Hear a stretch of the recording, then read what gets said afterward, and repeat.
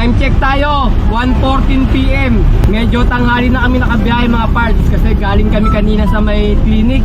Pina-injection nito si tatay kasi nung nakaraan linggo naagat ng aso to doon sa may pick-up location namin. Buti mabait naman yung may-ari ng aso. Sa mga followers ko at mga subscriber, ito na yung hinihintay nyo, yung mga helmet. Yan. Kaya yung mga follower, mga subscriber ko,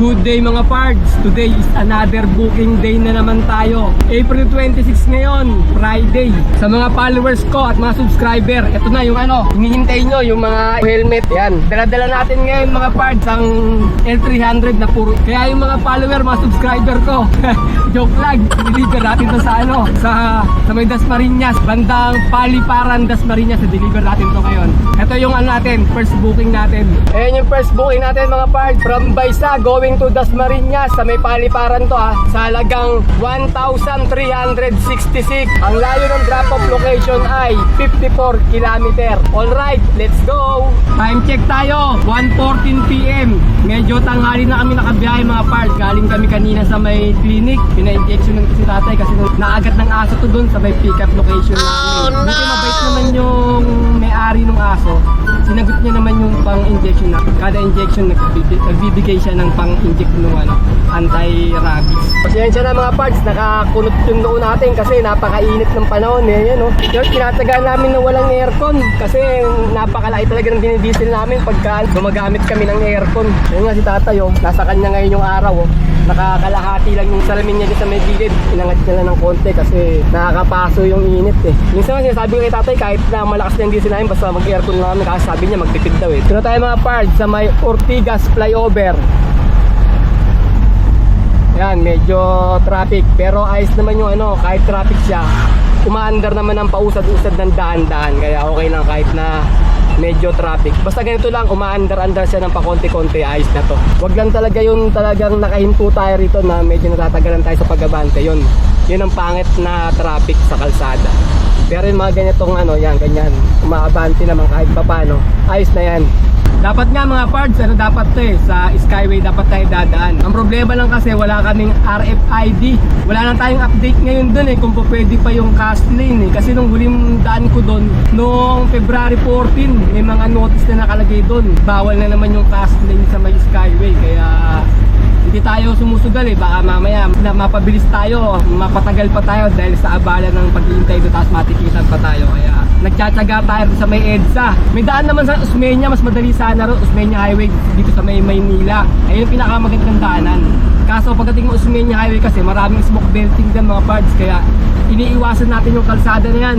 Di baling mapalayo tayo o mapatraffic tayo sa kalsada, wag lang tayo mahuli ng ASBO kasi napakamahal ng violation yan Iwasan na natin kung maaari kasi napakahirap talaga mahuli ng ASBO Paborito tayo yung sasakyan natin kasi diesel nga mga parts. S-Lex na tayo mga parts, parteng Alabang. Tapos dadaan tayo ng Susana Heights, tapos Daang Hari, sabay Paliparan na. Date ko na lang kayo pag nasa may drop-off location na tayo. Dito tayo mga parts sa may Susana Heights, nag-MCX tayo, palabas tayo ng Daang Hari. Dito mga parts, pag dumadaan tayo ng mga toll fee, S-Lex, N-Lex, automatic yun, nababayaran na ni customer yun, yung bayad ng toll fee. Pero pag mag-Skyway tayo, papaalam muna tayo kung papayag sila sa Skyway kasi medyo Makati yung presyo sa may Skyway kaya dapat ipapaalam muna natin. Ito yung NLEX tsaka SLEX, kahit wag na, automatic na to na binabayaran talaga nila yan Ayun mga pards, hindi natin kinaya yung init ng panahon. Nag-aircon na rin kami.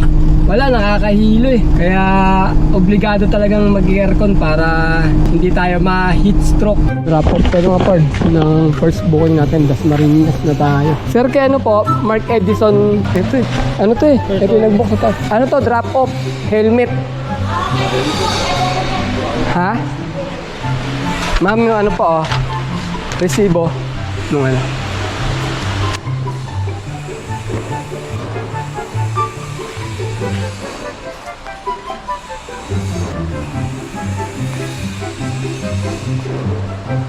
yung shipping fee.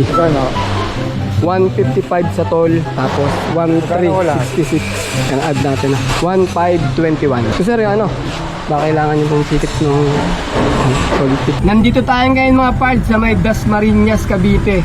Waiting tayo ng second booking natin. Ito lang yung booking eh. Ayan o, isang booking lang na pick up now. Scam pa, Dasmariñas to Pasay.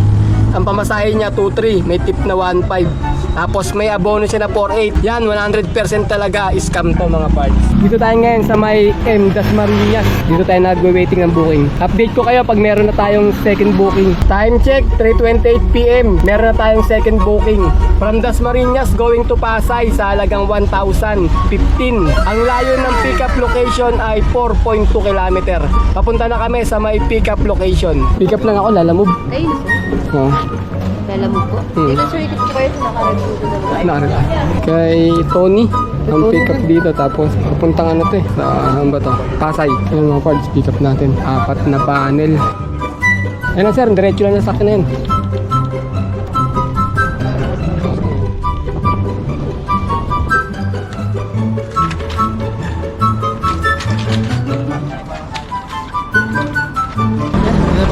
Okay, salamat sir ha. Okay, ang layo ng drop-off location natin ay 34 km. Alright, let's go!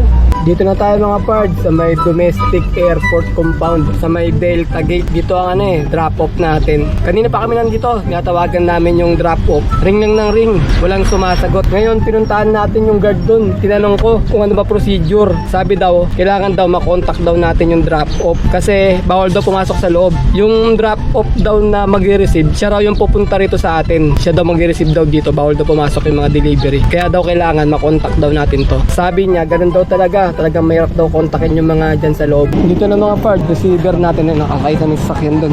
Lilipat sa may sasakyan nila. Saan natin? Magaan lang naman? Wala. Pwede naman eh, pati ka sumabay. Eh, sabi ng ano, hindi daw pwede magpakisabay. Depende sa driver, ako pumapayag naman ako. Ando ka ba kanina? Ah, ando ka pala eh. Ah, pagala. Hindi mo ba mabakli ah? Oo, sayang. Dapat sinabi mo na, ando ka pala kanina. Bawal talaga, pero kami naman kasabay naman kami. Wala nang problema eh. Dito ka rin naman pupunta eh. Ba't di pa isabay? Kaya. Depende pala sa ano, no? Kaya,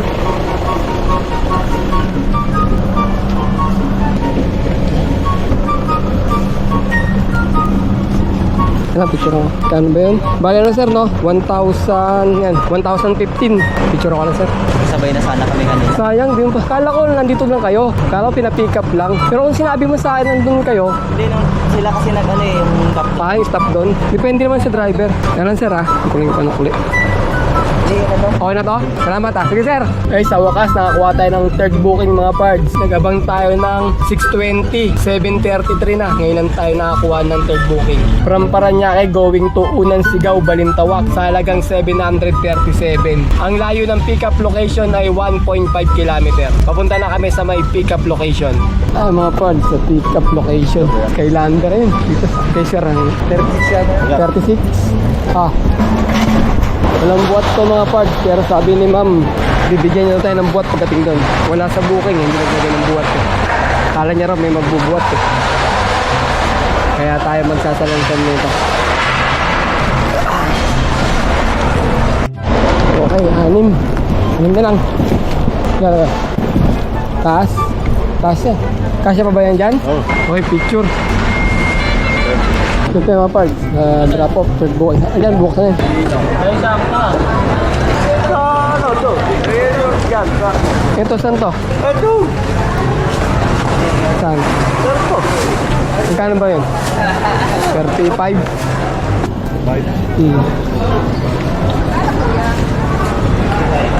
Yan, binababa na nila yung avocado.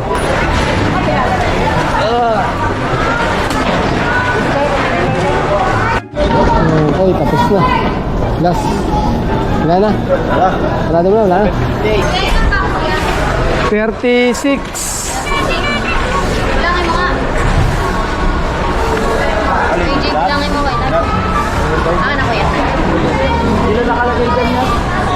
36 daw yun. Magkano lahat? Yan sa may ano yan, sa airport yan.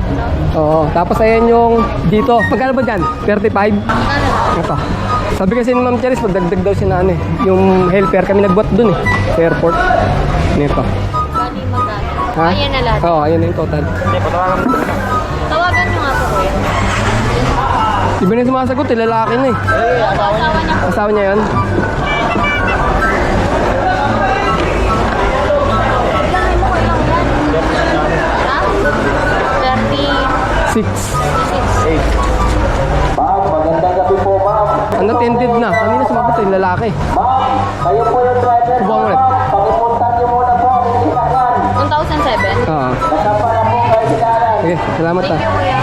Hindi na binabalik yung ticket doon sa bar dyan, din no? Dito man po kayo. Hindi, isa.